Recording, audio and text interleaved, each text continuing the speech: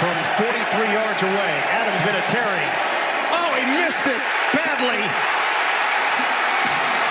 Pittsburgh is a minute 11 away from getting a huge win.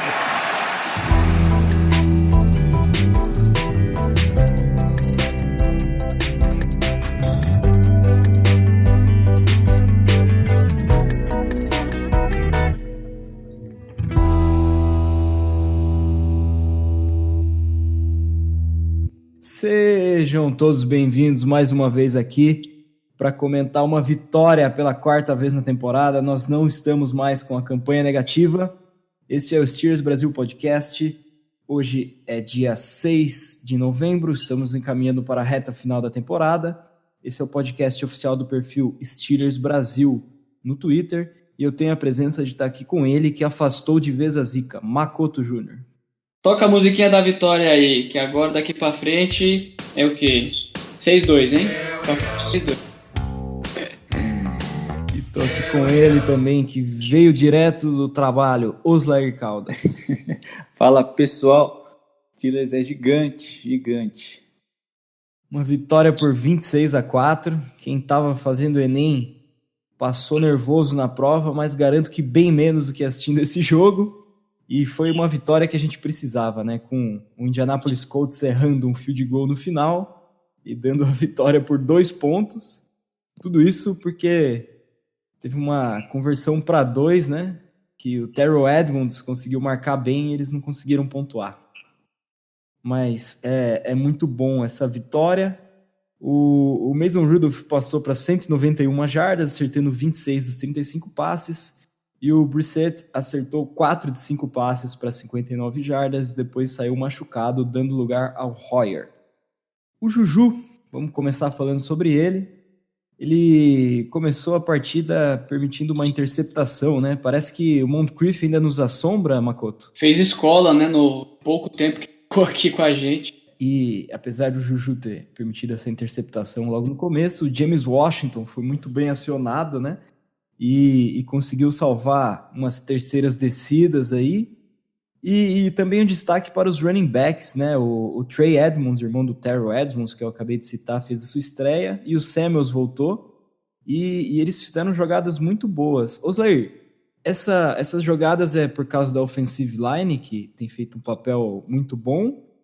Ou você acha que esses 2 running backs estão correndo muito bem mesmo?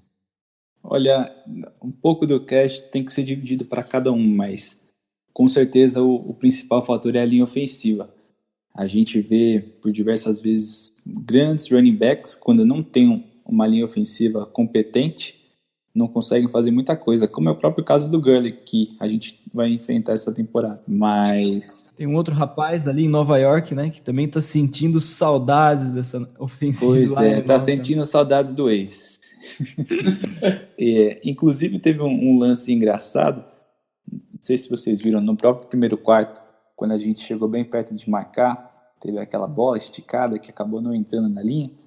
O Trey Edmonds, ele corre bem no meio faz aquela corrida inside, né, por dentro dele, e ele tenta empurrar a bola ali pelo meio, sendo que a jogada estava desenhada para ir pela esquerda. Inclusive tem o DeCastro fazendo um pull, e quando ele percebe que não teve o touchdown, ele põe a mão pro alto e fica inconformado, cara, porque era um touchdown livre que ele perdeu. Então, apesar dos nossos running backs estarem com um desempenho bom, a linha ofensiva tem um grande impacto nisso, e eu acho que com os running backs titulares voltando, eventualmente, o desempenho vai melhorar ainda mais. Porque muita gente fala, porque os Colts perderam o Brissett, mas a gente tava sem o Conner, né? Que, queira ou não, tem sido o principal do nosso ataque nessas vitórias, né? Com certeza. Se fosse o Conner ali, ao invés de 3 pontos e um field goal, ia ser um touchdown para começar o jogo. Mas voltando um pouco, nessa mesma jogada, o Samuels tem um lance que ele fica a inches, né? A milímetros praticamente de cruzar a linha. Para mim, a mão do defensor impediu que o joelho dele encostasse no chão. Oslair, isso seria touchdown? Seria touchdown. Seria, mas eu entendo o motivo do Tomlin não ter desafiado. Ele pensa que ali tão perto da endzone o time vai conseguir empurrar a bola para dentro. E também a gente nunca sabe o que vai vir desse desafio, né? A gente vê várias vezes uma chamada não sendo revertida. Eu concordo com o Oslaí, que não foi bem não tinha sido uma big play zona que o resultado final seria o touchdown, né? A gente teria ali, se eu não me engano, first and goal, não é? Era inches pro gol, né? Então, sei, o Tomlin conservador, 3 tentativas, vamos empurrar esses caras e vamos entrar na nossa linha ofensiva, vai ser melhor que a de você. E a chamada foi correta, era para ter sido touchdown, se não fosse a inexperiência do Edmonds, né? É diferente de ter um running back que está entrosado, que sabe completamente playbook. Ansiedade de marcar o primeiro TD, né? Pois é. Realmente não compensa arriscar um timeout, né? O Mike Tomlin, que perde bastante desafios, não compensa por causa de polegadas, tá certo? Que era o touchdown e no fim acabou fazendo falta, né? Mas pensando antes não valeria a pena. Mas o jogo foi encaminhando, o Brissett saiu machucado e o Hoyer consegue um touchdown na sua primeira jogada em campo e eu nem preciso falar para qual posição que ele passou essa bola, né? Claro que foi para um tight end, mas depois teve uma one-hand catch do James Washington, muito bonita, né? Que o Mason Rudolph faz um passe um pouco atrás dele e ele consegue mais uma recepção muito bonita, mas a jogada que marcou foi realmente aquele pick six, né? É a melhor first pick do próximo ano aí, disparado. First round pick, né? Deu muita, não digo sorte, bastante competência do nosso queridíssimo Kevin Colbert de ter, digamos assim, apostado mesmo. Tá pagando seus dividendos aí com muito lucro. O cara caiu como uma luva na defesa, valendo muito a pena mesmo. O Minkah vem surpreendendo até o torcedor mais otimista dos Steelers. Ele, quando foi anunciado, eu fiquei um pouco com o pé atrás. Ainda falei que não sei o quanto que valeria a pena trocar um first round por alguém que marcaria no slot, que não é uma posição tão valorizada assim. Porém, o Steelers estava um passo à frente, viu o potencial que ele tinha não no slot, que é onde ele mais jogava lá no Dolphins, mas como free safety. Ele vem fazendo total diferença. A defesa mudou da água para o vinho. Claro que nunca é um jogador só, mas ele é um jogador que faz muita diferença. Então, isso que eu tava vendo, os números de todos os defensores do time melhoraram, né? Porque se a marcação tá melhor lá atrás, o TJ Watt e o Bud Dupree têm mais tempo para chegar em cima do quarterback e logo eles fazem mais sacks, forçam mais fumbles também, né? A secundária e a primeira linha caminham muito de mãos dadas, né? Fora que a comunicação também impede aquelas big plays por algum erro na cobertura. E o único ponto só que eu tomaria um pouco de cuidado com essa estatística é que nas 2 primeiras semanas antes do Fitzpatrick a gente enfrentou ninguém mais, ninguém menos que Tom Brady e Russell Wilson. Então, natural que o desempenho fosse um pouco abaixo. Oslai, você não acredita que daria pra gente utilizar mais o Minkah, os tight ends, ou a gente estaria sacrificando muito o meio do fundo do campo para ir? Porque o primeiro TD lá do Tyrese, a cobertura estava pelo Bush. Olha, o Minkah, ele com certeza tem essa habilidade para marcar Tyrants. A gente viu o confronto dele em Miami frequentemente contra o Gronk. Ele tinha um ótimo desempenho, porém eu não sei se colocar ele para marcar Tyrants é um preço que a gente está disposto a pagar. A gente viu já algumas vezes a defesa dos Steelers tentando fazer aquela formação invert, né, que é quando o linebacker sobe para fazer a marcação em profundidade e o safety desce. E quase sempre quando tentam fazer isso, dá algum BO, alguém erra alguma coisa. Eu não sei se é algo de comunicação, mas simplesmente não dá certo. Tem aquele outro fator que quando você faz essa inversão, você também coloca em xeque a defesa contra a corrida. Apesar do vacilo que o menino Bush deu, concedendo o touchdown, eu ainda acho que ele é o cara que tem que ser testado e que tem que aprender. Essa é a temporada de evolução dele.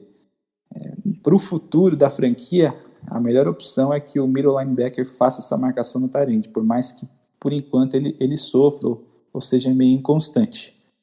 Obviamente, você viu, não? eventualmente, né, tudo bem colocar o Minka, mas eu não acho que essa seja a solução, pelo menos enquanto a gente não tiver alguém à altura para fazer a função dele lá no center field. Eu acho assim que, não sei se você viu toda a coletiva do Tomlin, ouvi uma parada assim que eu não gostei tanto, porque ele disse que estudando bastante os vídeos do Mark Barron, viu muitos vídeos de um dos linebackers que tá no Rams lá, né? O Littleton. Isso. E aí ele falou que muito que os Rams utilizam, né, é esse linebacker ali com um corpo de safety ali na bola. E aí quando ele falou isso eu fiquei muito, eu acho que eles tentaram pegar o Mark Barron meio que já tentativa de marcar Tyrant, e não tá funcionando muito bem. Não tá funcionando, não tá funcionando. Ele não vem jogando à altura do que o Tomlin falou na coletiva. Parecia um safety dos sonhos. Porém, o Bush tem que ser essa solução. Se você coloca o Cameron Sutton, que também está jogando em alto nível, ele não vai conseguir parar uma corrida, não vai conseguir se desvencilhar do bloqueio. E o Minka, como eu falei, vai comprometer toda a estrutura da defesa. Eu acho que essa é a temporada ideal para o Bush aprender com os erros e evoluir como jogador. E continuando o jogo, a gente conseguiu bloquear um field goal e depois o Rudolph começou a variar bastante no ataque, né? Acionando o Vance McDonald, correndo resolvendo com as pernas, né? O first down. E depois uma flag no Vance deixou o Boswell em área de field goal e a gente foi para o intervalo com um placar mais próximo, né? Perdendo por só 3 pontos. E no segundo tempo, já começou o Bud Dupree forçando um fumble. E o Bud Dupree, que foi eleito o melhor jogador defensivo, o que você tem a falar do Bud Dupree, Osler? Dupree teve o seu melhor jogo da carreira nesse último domingo. Uma coisa que criticavam ele é que ele somente conseguia pressionar o quarterback quando o tackle que ele estava enfrentando não tinha um nível tão bom. Porém, ele estava enfrentando um dos melhores left tackles da liga e mesmo assim infernizou a vida dos quarterbacks. Tanto no Brissett, né, quanto o Hoyer. E o legal de ver é que, além dessa eficiência que ele está tendo contra o jogo corrido, o jogo terrestre ele também está evoluindo. A gente viu na coletiva os jogadores falando que o Dupree foi desafiado, que o Tomlin identificou que eles correm bastante para o lado esquerdo do ataque, né, direito da defesa, que é onde o Dupree fica, e que ele teria que subir mais um degrau no seu jogo, né? Ele teria que representar, e ele representou. A gente viu no final do jogo, ele deu aquele tackle que forçou um field goal longo, que foi errado posteriormente. A gente viu também ele causando fumbles. A gente viu até uma coisa que eu achei que eu nunca fosse ver. Fizeram um double team no Dupree e deixaram o TJ Watt mano a mano. Esse é o impacto que ele tá tendo esse ano. Quem diria, né? Mas depois disso, o Rudolph conseguiu um touchdown com o Vance McDonald. Depois ele acabou sofrendo um safety em uma jogada que ele hesita um pouco em lançar. Makoto, você acha que faltou essa maturidade dele querer jogar a bola para fora ao invés de tentar resolver quando a coisa está difícil? Na verdade, naquela situação também ele poderia correr o risco de sofrer um intentional ground que ia dar no safety de qualquer jeito. Eu acho que, na verdade, foi mais a maturidade do Rudolph em, talvez, não sei se é liberdade, para ele também mudar um pouquinho as chamadas. É óbvio que só ia pressionar. Então, aquela nossa querida slant lá, né, a blitz, faltou um pouquinho mais de experiência dele. Teve uma conversão para 4 também, que ele tenta passar pro Juju, e também dava para ele ter visto que ia fechar em cima do Juju e mudado a jogada, né? Acho que falta um pouco dessa independência para ele. Né, pedir timeout sem medo, se não tá ruim a visão. O cara, ele é o que comanda lá dentro. Se o cara for uma chamada bosta, o cara não tem que sacrificar o time. Eu vi umas entrevistas que ele erra a jogada e ele pede desculpa em tudo, sabe? Eu acho que nesse momento falta um pouco de arrogância, sabe? E falar e tentar mais as coisas que ele acredita. A gente via já no perfil, na ficha do draft do Rudolph, que ele era perfeccionista, né? A gente também sabe que é difícil sempre essa relação de coordenador ofensivo com quarterback. A gente não sabe o quanto de liberdade que o Rudolph tem ainda para fazer essas mudanças. Mas tanto nesse lance do safety quanto na quarta descida foram chamadas questionáveis, né? Ali no safety a gente viu nenhuma rota assim de passe imediato que ele conseguisse se livrar da bola rápido. Aqui ele teve que esperar, que era a única que estava aberta. Demorou muito tempo para desenvolver. Na chamada da quarta descida também, ele fica praticamente com duas opções, que é ou passar para o Juju ou ele mesmo correr. E eu não sei, eu questiono sempre numa quarta descida você mudar totalmente o modus operandi do ataque. Confio muito mais numa corrida ou num passe curto do que nessas invenções mirabolantes. Mas depois desse safety, né, o retornador conseguiu sofrer um fumble e o time começou lá na frente já a atacar, mas o Rudolph ainda tem problemas na red zone, né? Embora o Boswell esteja impecável, esteja fazendo praticamente todos os field goals, se eu não me engano ele errou só um no jogo passado, que foi de mais de 50 jardas, se não me engano 54. Mas o que você acha que falta para ele na red zone, Oslair? Olha, ele até mostrou lapsos assim de um quarterback experiente. A gente viu naquele touchdown que ele lançou para o McDonald, ele começa a progressão, ele olha para a esquerda, vê que não tem ninguém livre, solta no jogador certo. Mas realmente as defesas da NFL são extremamente avançadas, é totalmente diferente do que ele aí enfrentava no college.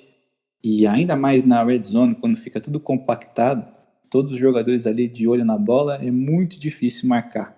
Eu coloco também um pouco na conta do Fickner, mas a inexperiência de um quarterback sempre é o maior fator. Inclusive na coletiva perguntaram para o Tomlin qual que era o motivo, né, dessa diferença imensa de eficiência entre o ano passado na red zone e esse ano. Ele nem respondeu, ele só deu risada mesmo. What do you think?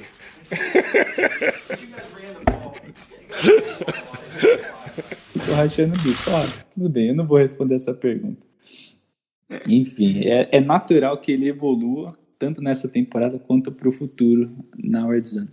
E no último quarto também teve um fumble do Samuels, né? Que acabou resultando em um touchdown, mas eles falharam na conversão para 2, que no fim foi o que deu a vitória pra gente, porque o TJ Watt jogou muito bem, conseguiu sacar. E também teve uma chamada de um pass interference numa bola para mim que não era recebível, mas foi pass interference. Mas a defesa conseguiu depois segurar.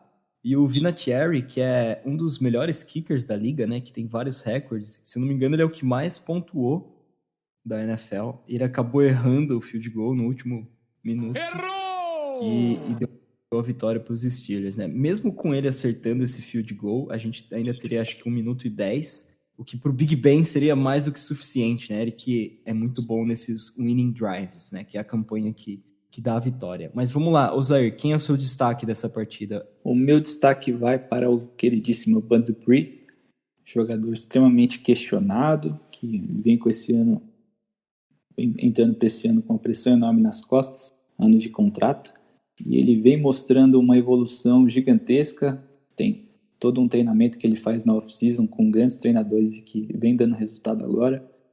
Não é à toa que ele foi nomeado o jogador defensivo da conferência.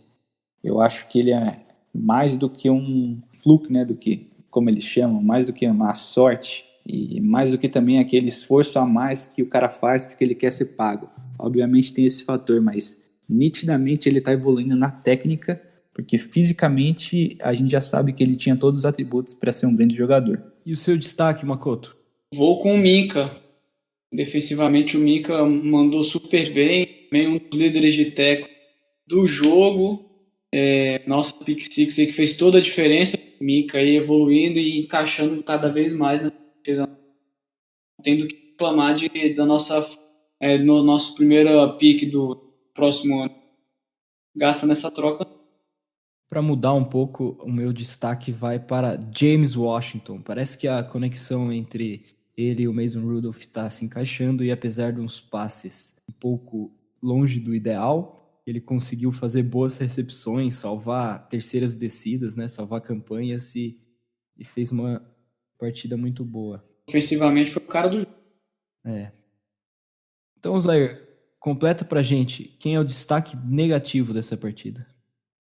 Para mim, o destaque negativo foi o Nelson, que teve um jogo abaixo da média, né, do que ele vinha tendo.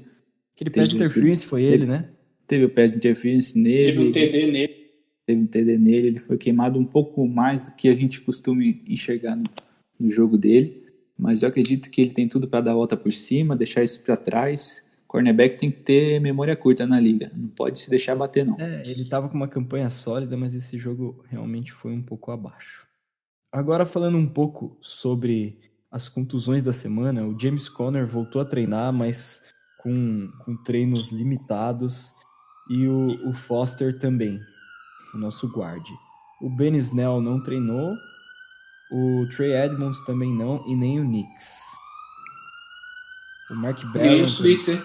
o Mark Barron e o Switzer também ficaram de fora, o Vance e o Pouncey. A gente espera que eles se recuperem para a partida, mas ainda não temos nada certo. E agora vamos para a parte preferida do meu grande amigo Makoto.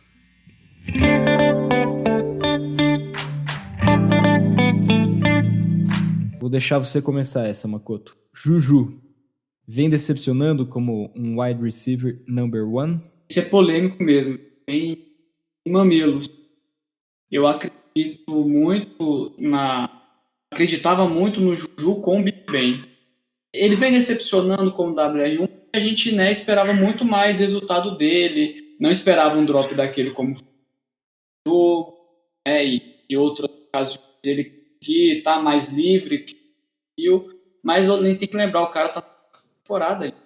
Tem bastante para evoluir, segurar, proteger melhor a bola.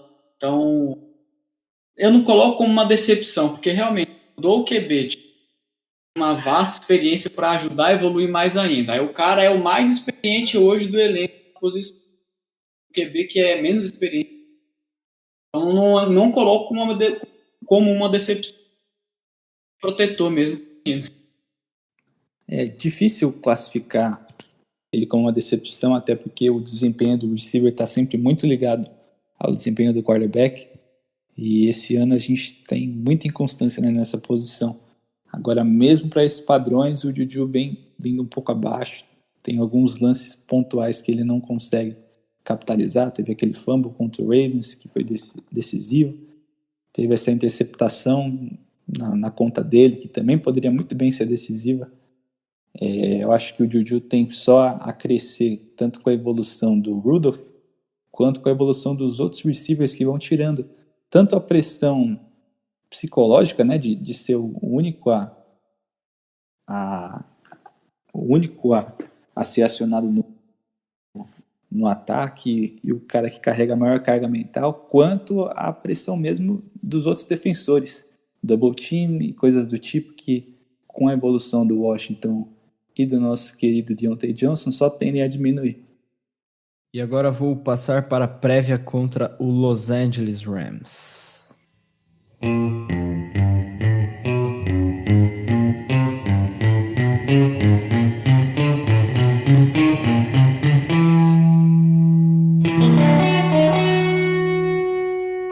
O jogo acontece pela semana 10, no domingo, às 18 horas e 25 minutos, e é no Heinz Field, sendo o terceiro jogo seguido em casa dos Steelers, e terá transmissão dos canais ESPN, né? ESPN Extra.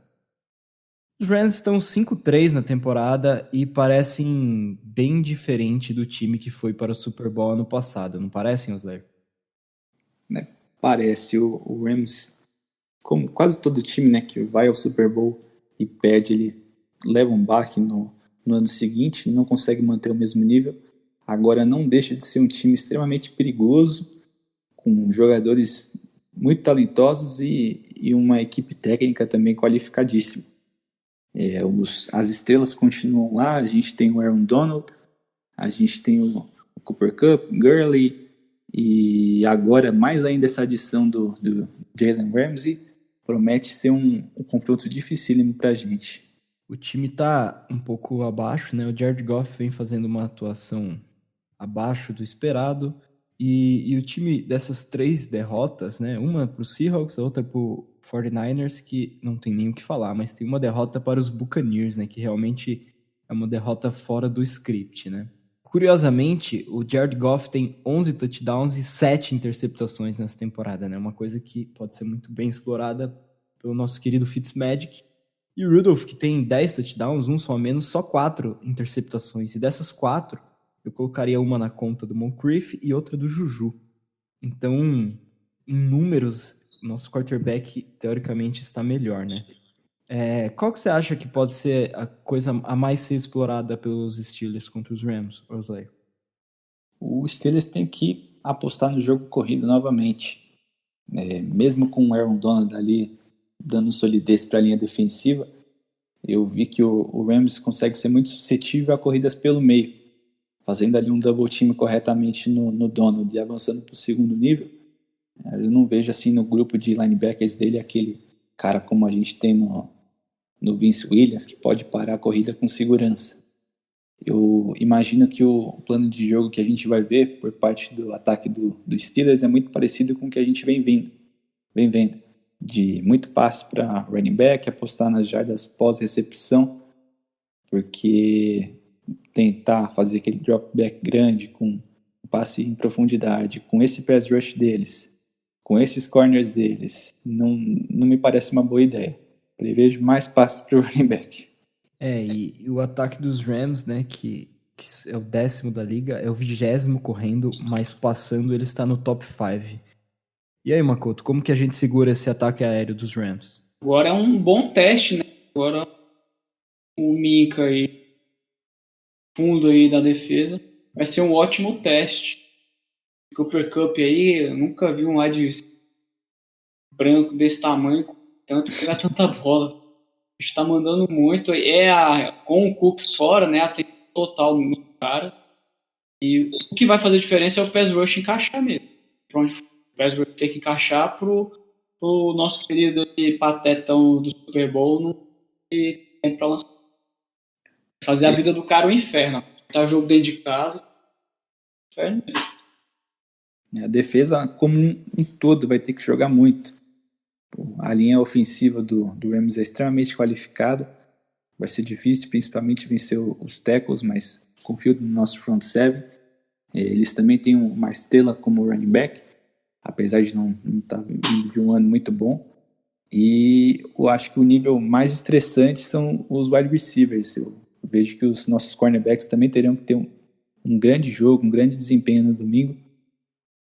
Principalmente ali, quem estiver marcando o Cooper Kupp em terceiras descidas, ele tem aquele cheirinho de Edelman, aquele cara que parece que sempre está livre em terceira descida. Incrível. Isso aí. E agora, para finalizar, Oslair, como que está o nosso time para esse jogo na casa de apostas? Na casa de apostas, o favorito é o Los Angeles Rams, que está 3,5 pontos negativo, né? Isso quer dizer que eles apostam que o Rams vai vencer por pelo menos 3 pontos de vantagem. E a sua aposta para esse jogo, Oslair? Olha, eu aposto numa vitória aí difícil, mas com muitos pontos marcados. Eu vou jogar aí 33-27 Steelers. Vou dar uma segurada, porque o ataque já foi metade da temporada, já mudou bastante, podia ou não. Vou de 27-22 pra gente. Eu vou de 23-21 com um field goal do Boswell dando a vitória pra gente. 62 jardas. 62 jardas contra o vento, sem lenço e sem documento, como diria Caetano Veloso. Caminhando contra o vento, sem lenço, sem documento, no sol de quase dezembro, eu vou. Com os laços virados pra cá. Foi do Vinatieri. Esse foi o Steelers Brasil Podcast e eu espero vê-los na próxima semana com mais uma vitória. Um abraço a todos. Valeu, galera. Vamos que vamos. 5-4. Vamos lá, hein? Isso aí, pessoal. Obrigado pela audiência. Vocês estão dando sorte pra gente, pro time. Here we go.